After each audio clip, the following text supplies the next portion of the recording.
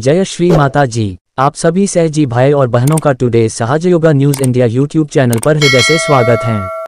आज हम एक और नए सहजयोग मिरेकल के बारे में जानेंगे। कुंडलिनी जागरण किसी भी उम्र के इंसान में बहुत सहज तरीके से होता है। बस लेने वाली की शुद्ध इच्छा होनी चाहिए और कुंडलिनी जागरण से हम एक दूसरे ही रूप में तब्दील ट्रांसफॉर्म हो जाते हैं। सुने इस अद्भुत अविश्वसनीय मिरेकल में। कुंडलिनी जागरण ट्रांसफॉर्म के लिए उम्र मायने न लगती हैं। कुंडलिनी जागरण ट्रांसफॉर्म के लिए उम्र मायने नहीं लगती हैं। सहजयोगा मिरेकल से साभार। जंक मेल चलाने के दौरान मेरी मुलाकात एक बुजुर्ग दंपति से हुई।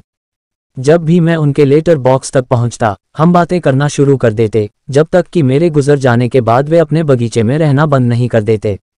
मिस्टर जोन्स ने मुझे बुलाया और बात करने के लिए आने से पहले सप्ताह बीत गए। उसने मुझे बताया कि उसकी पत्नी बहुत बीमार थी और तब से उसे भयानक नसें, टेरिबल नर्व्स थीं और वह कुछ नहीं कर सकती थी। वह घर से बाहर भी नहीं निकल रही थी और बस बिस्तर पर ही रहना चाहती थी।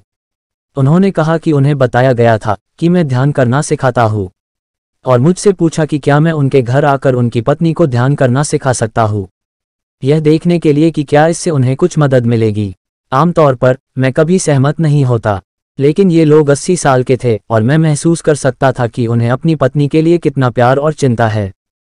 तो मैं मान गया। श्रीमती जोन्स ने मुझे लॉन्स में अपने बगल में बैठने के लिए आमंत्रित किया। हम बात करने लगे और मैंने समझाया कि सहज योग कैसे काम करता है।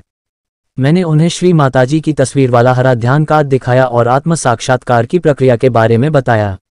मैंने कार्ड को नीचे रख दिया क्योंकि मैंने उन्हें दिखाया कि उन्हें अपने हाथ कहाँ रखने हैं और प्रार्थना के बारे में बताया।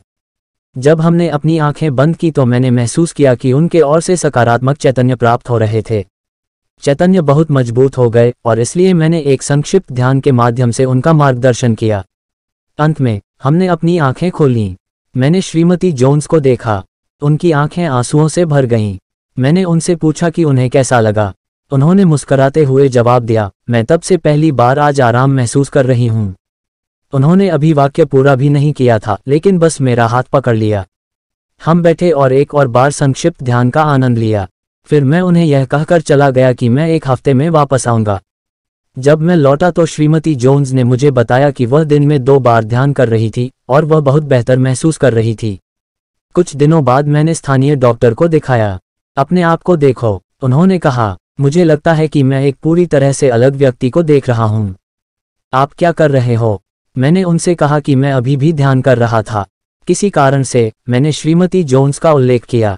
डॉक्टर ने जवाब दिया, हाँ मुझे पता है, मैंने उन्हें कल देखा। यह उल्लेखनीय है कि आपने उनके लिए क्या किया है। मैं बहुत विनम्र महसूस कर रहा था क्योंकि मुझे पता था कि मैंने कुछ नहीं किया है। मैं साबुन खरीदने के लिए केमिस्ट की दुकान में घूमता रहा। मेरे अचरज की बात हुई जब मुझे केमिस्ट से उसी तरह का स्वागत मिला। मैं क्या कर रहा था, इस सवाल का भी मैंने वही जवाब दिया। एक बार फिर मैं अविश्वसनीय रूप से विनम्र था और ईमानदार होने के लिए केमिस्ट ने कहा, श्रीमती जोन्स में परिवर्तन देखना आश्चर्यजनक है। मुझे ध्यान के बारे में बताया और कहा कि वह बागवानी कर रही है और उन्होंने अपने बाल भी करवा लिए हैं। इस अनुभव ने मुझे याद दिलाया कि यह केवल शुद्ध इच्छा और निर्विचार जागरूकता है जो आत्म साक्षात्कार को सक्षम बनाती है और कुछ नहीं। हम असल में कुछ नहीं करते। मैंने यह भी सीखा कि आप तब्दील ट्रांसफॉर्म होने के लिए कभी भी बूढ़े नहीं होते। श्रीमती जोन्स इस बात का प्रमाण थी कि सहज योग एक व्यक्ति को पूरी तरह से बदल देता है, जिसमें बोध देने वाला व्यक्ति भी शामिल है। जय श्री माता जी।